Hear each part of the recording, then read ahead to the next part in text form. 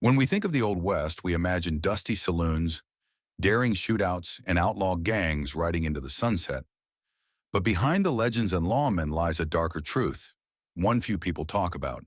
In the lawless frontier, long before the term serial killer ever existed, there were cold-blooded murderers who killed again and again, hidden by the chaos of the expanding American frontier. And one determined man made it his mission to hunt them down. This is the chilling, true story of a relentless pursuer of justice who tracked some of the Old West's first known serial killers, at a time when no one even understood what that meant. If you're fascinated by the darker side of frontier history, hit that subscribe button and turn on notifications, because we're just getting started with the untold stories of the American Old West. In March of 1863, two brothers named Felipe and Vivian Espinosa began a series of deadly attacks across central Colorado territory. Known later as the Bloody Espinosas, the pair targeted settlers and travelers, seemingly at random. Over the course of just 2 months, their actions were linked to as many as 32 fatalities, placing them among the earliest known examples of serial killers in the American West. Felipe Espinosa kept a personal journal in which he described the hardships his family faced. According to his writings, he believed they had been mistreated and displaced by white settlers, leaving them impoverished.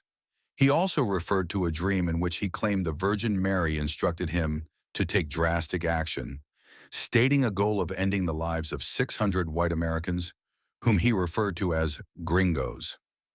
By late April, local citizens had organized a pursuit. In one encounter, Vivian Espinosa was killed, bringing a temporary pause to the series of attacks. However, the following autumn, Felipe enlisted the help of his teenage nephew, Jose Espinosa, and resumed his activities. Historical records note at least one additional death during this second wave. In early October, the two ambushed a wagon traveling west of Sangre de Cristo Pass. The people involved in the attack, however, managed to escape and reported the incident to Lieutenant Colonel Samuel F. Tappan, then in command at Fort Garland in the San Luis Valley. In response, Tappan reached out to a trusted figure, Tom Tobin, a former Army scout and skilled tracker with extensive knowledge of the region. Recognizing the difficulty of locating the Espinosas in rugged terrain, Tappan knew Tobin was the right person for the task ahead. Who was Tom Tobin? Thomas Tate Tobin was born on May 1st, 1823, in St. Louis, Missouri. His father, Bartholomew Tobin, was an Irish immigrant, and his mother, Sarah Tate Autobes, was a widow of mixed white and Native American ancestry. She brought a son from her previous marriage, Charles Autobes, making him Tom's half-brother. In 1828, when Tom was just 5 years old, 16-year-old Charles left home to work as a beaver trapper in the expanding western frontier. Nearly a decade later, in 1837, Charles returned to Seine. Louis invited 14-year-old Tom to join him on his journey back west. Charles became both a companion and a mentor, teaching young Tom the essentials of wilderness survival. The two traveled to Taos, which was then part of northern Mexico. There they found work at Simeon Turley's mill and distillery. Turley's operation became locally famous for producing Taos Lightning, an extremely potent whiskey often flavored with unique additives such as chili powder, gunpowder, and tobacco. As part of their work, the half-brothers made long supply trips, delivering Turley's flour and whiskey to outposts like Bent's Fort and El Pueblo, settlements that would later be located in present-day Colorado. They also engaged in trade with Native American communities, exchanging goods for items like beaver pelts and buffalo robes, which they then transported back to St. Louis. In 1846, Tom Tobin married Maria Pascuala Bernal, a 17-year-old woman from the region. She was distantly related to Felipe Espinosa, though this connection would not appear to play a significant role in future events. Tom and Pascuala settled near the mill at Arroyo Hondo and raised a large family together. They remained married until her passing on January 1st, 1887, when she was 57 years old. That same year marked the beginning of the Mexican-American War. U.S. forces soon occupied New Mexico with little resistance and set up a provisional government. Daily life continued largely unchanged for many residents, including the Tobins and their neighbors. This relative peace was disrupted on January 19, 1847, with the outbreak of the Taos Revolt, a regional uprising against U.S. control. The movement was led by Mexican nationalists Pablo Montoya and Tomás Romero, a Pueblo leader. On the first day of the rebellion, several government officials, including Governor Charles Bent, lost their lives. The next day, around 500 individuals surrounded Turley's mill, where Tobin and Charles Autoby were working. Autoby managed to depart quickly to seek reinforcements in Santa Fe. Meanwhile, Tobin and a small group remained at the mill and tried to hold their position under increasingly difficult circumstances. As the confrontation escalated, the mill was eventually set ablaze. In the end, only Tobin and one other person were able to flee the site safely. After the events at the mill, both Tobin and Autoby volunteered to serve as scouts under fur trader Saren St. Vrain. They joined a force organized to respond to the uprising, which played a significant role in locating those involved in the revolt and reestablishing order in the region. Was Tom Tobin as good a scout as Kit Carson? In 1848, Lieutenant Colonel William Gilpin of the 1st Missouri Volunteers was stationed near Bent's Fort. Recognizing his talents, Gilpin hired Tom Tobin as a scout and courier. Tobin's performance in this role earned praise from those who worked with him. Tobin had spent considerable time living among Native American communities, which helped him become an exceptionally skilled tracker. According to some accounts, his tracking abilities were so advanced that he was said to follow even the most subtle traces, such as a grasshopper through sagebrush. Tobin's reputation as a frontiersman grew steadily. Some contemporaries even suggested that he rivaled, if not surpassed, the legendary Kit Carson in scouting, marksmanship, and wilderness navigation. Throughout his life, Tobin worked alongside several iconic figures of the American West. These included Kit Carson himself, Uncle Dick Wooten, Buffalo Bill Cody, explorer John C. Fremont, and military officer Benjamin Lloyd Beale. In 1858, Charles Autoby, Tobin's half-brother, was appointed to oversee the adobe construction of Fort Garland in southern Colorado. After Autoby sustained an injury during the project, Tobin stepped in to complete the remaining work, demonstrating his resourcefulness and reliability. By October 1863, Tobin was living quietly on his ranch near Fort Garland, where he raised livestock and looked forward to the birth of another child with his wife, Pasquala. But one day, a rider from the fort arrived with urgent news. Colonel Samuel Tappan had specifically requested Tobin's help. Though he was 40 years old by then, Tobin remained vigorous. He was known for his distinct appearance: black hair, black clothing from head to toe, and a matching black saddle on a black horse. At 5 feet 7 inches and weighing about 140 pounds, his physical presence wasn't intimidating, but his skills and experience commanded respect. He was typically equipped with practical frontier gear, including a large hunting knife and an 1851 Navy Colt revolver carried in a unique buffalo hide holster, still adorned with the hide's natural hair and tail. His rifle of choice was a heavy .53 caliber Hawken, a powerful weapon known for its accuracy and stopping power. Tobin's long experience on the frontier had given him a reputation for calm under pressure and an unmatched ability to move through difficult terrain. It was these qualities that led Tappan to call upon him, because the task ahead required not only courage, but precision, patience, and deep knowledge of the land. Tobin was being asked to locate and bring to justice one of the most elusive and feared outlaws of the time, Felipe Nerio Espinosa, the Bloody Espinosas.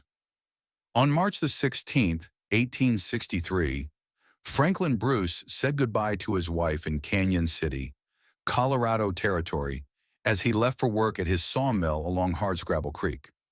Tragically, he never arrived. A short time later, neighbors discovered his remains under troubling circumstances. Bruce had been fatally shot, and the scene suggested a targeted and symbolic act rather than a robbery or chance encounter. His body had been left exposed, and a large cross had been etched into his chest, raising alarm and confusion in the small frontier community. Only 2 days later, another local sawmill operator, Henry Harkins, was found dead at his remote cabin near what is now Colorado Springs. He had suffered a gunshot wound and severe head trauma, marking a disturbing escalation in the string of incidents. As the weeks went on, fear spread through central Colorado. A series of similar deaths occurred, reaching as far north as Ute Pass. In some cases, signs were left behind, small wooden crosses placed with apparent intent. These details led many to believe the violence had deeper motivations, possibly tied to personal or religious grievances. The increasing number of fatalities and the unusual nature of the killings prompted the Colorado Territory to act. The 1st Colorado Cavalry was deployed to pursue the perpetrators, but the group remained elusive, moving quickly and avoiding capture. Despite efforts on horseback and in the field, no one was able to locate or confront them. Governor John Evans offered a reward for information leading to the suspects, hoping that a financial incentive might prompt leads. The tension in the region was palpable. One soldier noted in his journal that residents were afraid to leave their homes, and that only the most courageous dared to travel at all. The first real break in the case came on April 25th, when Edward Metcalf, a lumberman, survived a potentially fatal encounter. He was traveling by wagon east toward Fairplay when a rifle shot struck him in the chest. Remarkably, the bullet was stopped by a folded copy of President Abraham Lincoln's Emancipation Proclamation that Metcalf had tucked into his shirt pocket. The impact knocked him into the wagon bed, but he was otherwise unharmed. As his oxen panicked and ran, pulling the wagon away, Metcalf caught sight of 2 men emerging from the nearby woods. At the same time, it was later revealed that another man, Bill Carter, had recently been attacked in that same area. Metcalf and another witness, drawn by the sound of gunfire, quickly reported what they had seen. Their detailed descriptions were the first solid clues to help authorities identify the attackers. The suspects would soon be connected to a larger pattern of violence already feared across the territory. In the California Gulch Mining District, a group of 17 volunteers quickly came together to form a posse led by John McCannon. They made their way over Weston Pass into South Park, where additional men joined their ranks. On a cold morning in early May, the posse set off, following the faint tracks left by horses in the soft, damp ground. For several days, they tracked the trail, occasionally finding campsites where the fire rings still held traces of smoldering ash, indicating the outlaws had recently passed through. On the morning of May 8th, the posse spotted 2 horses hobbled in a gulch, though their riders were nowhere in sight. McKinnon decided to divide the group and approach from 2 different directions. It wasn't long before Vivian Espinosa appeared, approaching the horses. As he moved toward them, posse member Joe Lamb fired a shot, striking him and knocking him to the ground. Vivian attempted to rise, reaching for his revolver, but posseman Fred Carter quickly fired another shot, striking him fatally. The noise of the shots caused Felipe Espinosa to emerge from the nearby brush, only to find his brother lying lifeless. In shock, Felipe fled the scene. The posse hesitated for a moment, unsure if the fleeing figure was a threat or not, and held their fire. Realizing the danger, they quickly pursued, but Felipe managed to slip away, disappearing over the canyon's edge.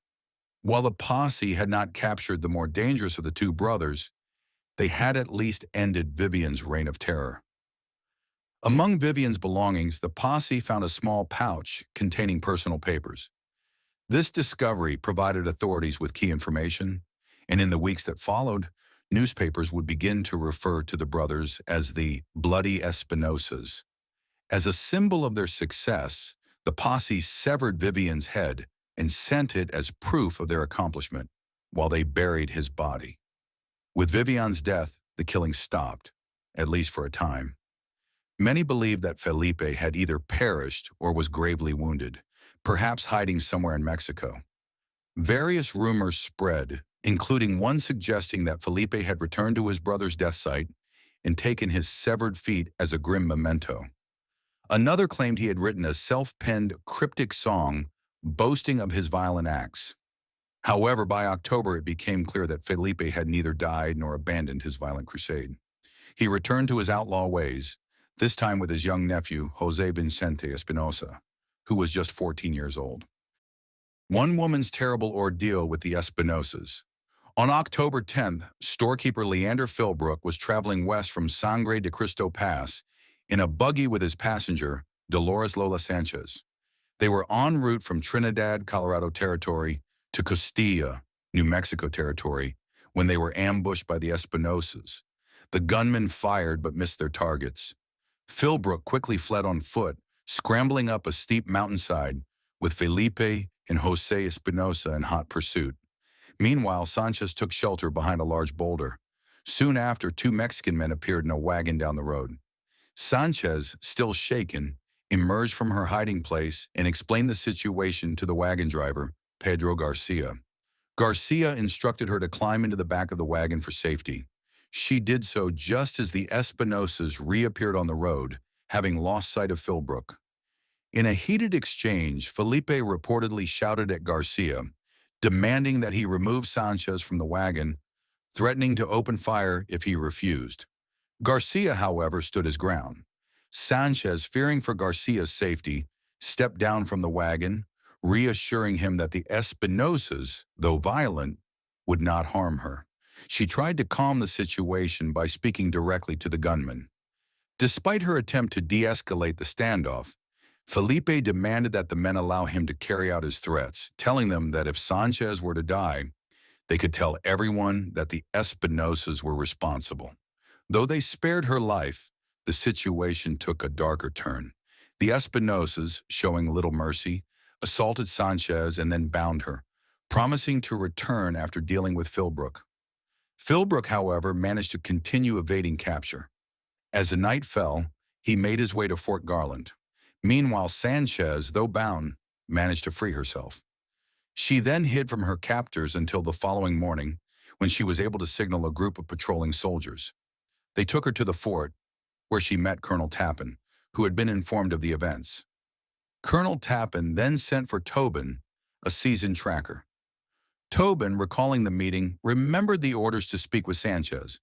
She shared the details of her ordeal with Tobin, describing the Espinosas in great detail. Though Tobin wanted to pursue the fugitives on his own, Tappan insisted that he take a group of troopers along. Tappan also cautioned him to be vigilant and careful, perhaps a subtle reference to the growing presence of local citizen posse that had become active in the area. Tobin on the trail. On the morning of October 12th, Tobin departed from Fort Garland with Lieutenant Horace W. Baldwin and a group of 15 troopers. Among them were Scout Timothy G. Graham, civilian Scout Lauren Jenks, and Juan Montoya, a young teenager who had been brought along to handle Tobin's horse whenever he needed to dismount. They set off from the location where the Espinosas had previously ambushed Philbrook's buggy. Tobin methodically began to trace the Espinosas' trail, expanding his search in ever-widening circles. At times, he would drop to all fours, nearly lying flat against the earth to better observe the tracks. Eventually, he found the footprints of two ponies. Surprisingly, it was Montoya, not Tobin, who first spotted the Espinosas. While Tobin continued to search ahead, the boy noticed the two outlaws on horseback and alerted Lieutenant Baldwin, saying in Spanish, "Ahí van dos hombres a caballo." There go two men on horseback.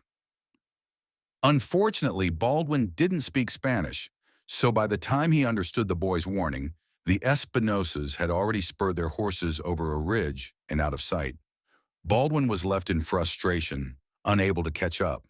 The following day, the group dispersed in the mountainous terrain, each member following various intersecting tracks. Many of these tracks belonged to local Ute ponies, leading to some confusion and a separation of the group. Jenks and most of the troopers were split from the main detachment for the remainder of the search. Baldwin, Montoya, Graham, and 4 troopers continued to follow Tobin, who expertly navigated the rough landscape, often crawling through thick brush on his knees to maintain the trail. They camped on La Veta Mountain that night and resumed their search the next day, but their efforts proved fruitless.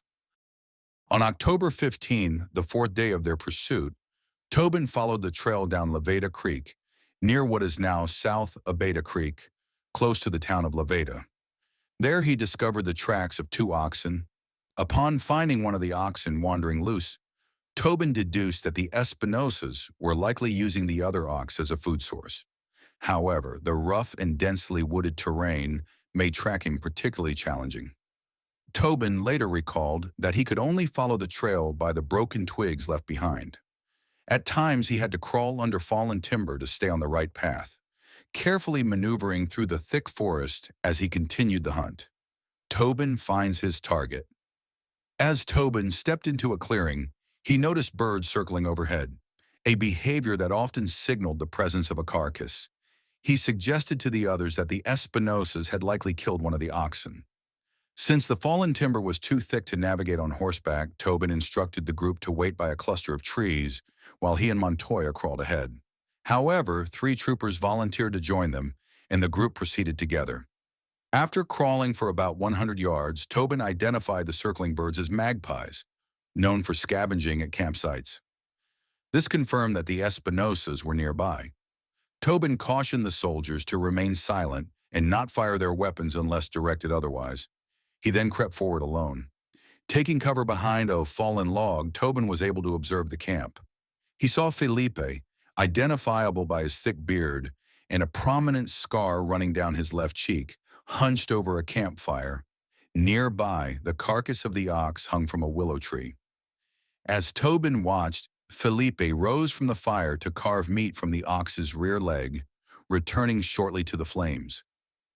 At this point, Tobin did not see Jose, who was tending to the horses in a ravine. Tobin recalled in an 1895 deposition that as he was observing, he accidentally stepped on a stick, which broke with a sharp crack. Felipe heard the noise and quickly reacted, grabbing his gun. Tobin, already prepared, fired his Hawken rifle, hitting Felipe in the side. Felipe cried out in pain, shouting to his companion, "Escape! I am killed!" and collapsed, falling face first into the fire. He managed to roll away, though his beard was singed. Meanwhile, Jose, hearing the commotion, bolted from the ravine and ran toward a distant aspen grove. Tobin, not wasting any time, quickly reloaded his rifle. He called out in Spanish for Jose to stop, but the young outlaw fired a shot at Tobin, missing. As Jose continued to flee, Tobin took another shot, hitting him in the back. Jose dropped to the ground, fatally wounded. Felipe, still alive but severely injured, was clutching his revolver as he tried to lift himself from the fire. Tobin, approaching him, asked if he knew who he was and introduced himself. As the troopers moved closer, Felipe muttered insults, calling them brutos. Suddenly, Felipe attempted to fire at the approaching soldiers, but Tobin shouted a warning, causing the troopers to dodge the shot. Tobin quickly disarmed Felipe, and in a final act to prevent further violence, dragged him by his scorched hair to a log. There he used his knife to decapitate Felipe for identification purposes. He also instructed Montoya to shoot Jose. The 2 bodies were left where they fell, evidence of the Espinosas' crimes. When Tobin and his group arrived at the outlaw camp, they discovered various items, including Sanchez's personal belongings, along with Felipe's diary and a collection of letters. The letters contained disturbing accounts of violent acts in which Felipe justified his actions, including the killing of Americans, claiming to have taken 32 lives. When Colonel Tappan returned to the post with his party, he inquired, "Tom, did you have any luck?" As the tracker casually rolled the heads out of a gunny sack, he replied with a nonchalant, "So-so." The sight was too much for some of the officers' wives, who screamed, while others fainted in shock. Even Colonel Tappan himself appeared visibly shaken, turning pale and quickly sitting down. Tappan, with a stern expression, then ordered his orderly to take those things and bury them. And so the notorious Espinosas met an ignominious end, their legacy marred by the brutality they had left behind. Aftermath of the hunt. Tom Tobin's long-awaited child, a daughter named Maria Pascualita, was born on October 23, 1863, just a week after his return to Fort Garland. In 1878, Maria Pascualita married Billy Carson, the son of the legendary Kit Carson. However, their marriage took a difficult turn when, in 1888, Tobin learned that his son-in-law had been mistreating her while intoxicated. Enraged, Tom confronted Billy, armed with a knife. The younger Carson defended himself with a sledgehammer, but during the struggle, he shot Tom in the groin. Despite the violent encounter, the two eventually reconciled, although the wound from the incident would affect Tobin for the rest of his life. Tobin's role in killing the Espinosas in October 1863 entitled him to a bounty, reportedly as much as $2,500, posted by Governor John Evans of Colorado Territory. However, although Tobin claimed he never knew about the bounty, he never received any payment from Evans. In 1866, Alexander Cummings, the new governor, presented Tobin with a beautifully adorned buckskin coat, which Tom wore proudly in several portraits. Additionally, the military awarded him a limited edition Henry rifle. It wasn't until years later that Tobin received financial compensation for his actions. In 1878, Territorial Governor Edward M. Cook gave him $500, and in 1893, over 3 decades after the deaths of the Espinosas, Governor Davis Hanson Waite awarded him $1,000. Despite his limited literacy, he could only sign his name. Tobin served 2 years on the Costilla County School Board. During one memorable visit to the schoolhouse, he delivered a humorous address to the teacher, Nettie Calkins, and her students, jokingly warning, "If any of these kids misbehave, just let me know, and I'll take care of it." Tobin's life was marked by his occasional confusion of dates and events, making it difficult for historians to piece together the exact details of his story. What is clear, however, is that he passed away almost penniless on May 15, 1904, at his ranch. He was preceded in death by his wife Pascuala in 1887. Both are buried in the private McMullen Cemetery in Blanca, near Fort Garland.